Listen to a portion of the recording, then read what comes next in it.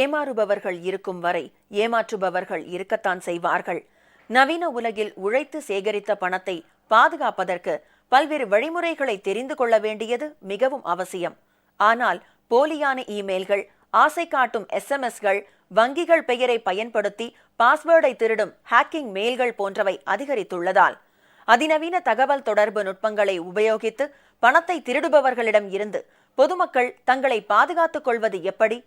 இது குறித்த ஒரு சிறப்பு செய்தி தொகுப்பு.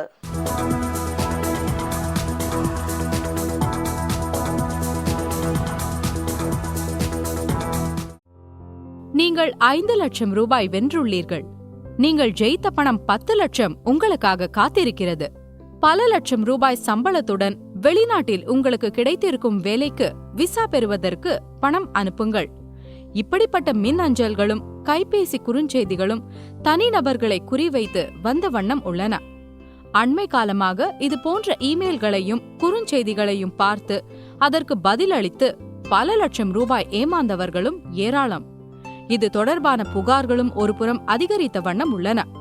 வங்கிகளிலிருந்து அனுப்பியது போன்ற தோற்றத்துடன் வங்கியின் தகவல்களை சரி செய்வதாக கூறி வங்கி கணக்கு எண், பாஸ்போர்ட் போன்ற தகவல்களை கேட்டு வரும் சில இமெயில்களுக்கு பதிலளித்து ஏமாந்துள்ளோர் எண்ணிலடங்கா. போலியான இமெயில்கள், குறுஞ்செய்திகளுக்கு பதில் அளித்து ஏமாந்துவிட வேண்டாம் என காவல்துறை மற்றும் வங்கி அதிகாரிகளின் எச்சரிக்கை ஒருபுறம் இருந்து கொண்டேதான் இருக்கிறது.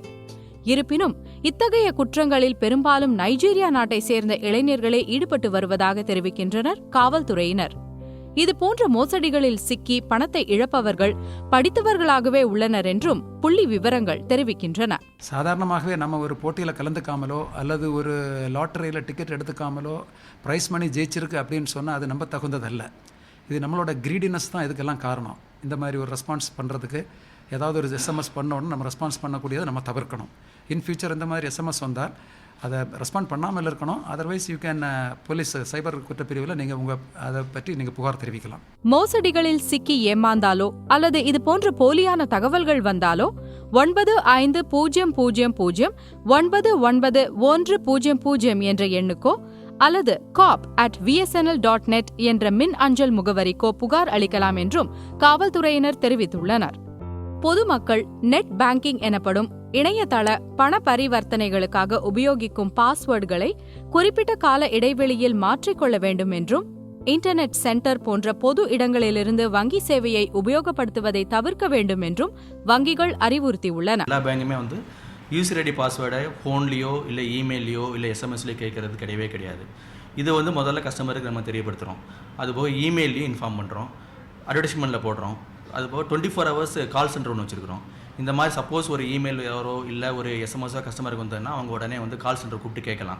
ஃபோன் பண்ணுவாங்க திடீர்னு, உங்களோட கார்டு நம்பரையும் உங்களோட CVV வேல்யூ அப்படின்னு சொல்லிட்டு பேக் சைடில் இருக்கும் 3 டிஜிட்டில் ரைட் ஹேண்ட் சைடில். நீங்கள் அந்த இதை நீங்கள் கொடுங்க சார், உங்களுக்கு நீங்கள் அதை கொடுத்தீங்கன்னா உங்களுக்கு ஒரு பரிசு மழை ஒன்று காத்திருக்கு உங்களுக்கு. நீங்கள் உடனே சரி அவர் நம்மளோட பின்னு கேட்கலையே, சரி CV வேல்யூ தானே கேட்குறாங்க, அதை வச்சுக்கிட்டு என்ன பண்ண போகிறாரு அப்படின்னு சொல்லிட்டு சில பேர் அதை கொடுத்துருவாங்க.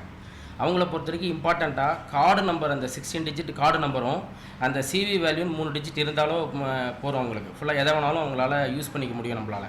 இமெயில் மோசடிகளில் சிக்காமல் இருக்க போதிய அளவு விழிப்புணர்வுடன் இருக்க வேண்டிய அதே நேரத்தில் போலியான தகவல்களை நம்பி பேராசைப்படாமல் எது உண்மை என்பதை விசாரித்து அறிந்து நிதானத்துடன் செயல்பட வேண்டும்.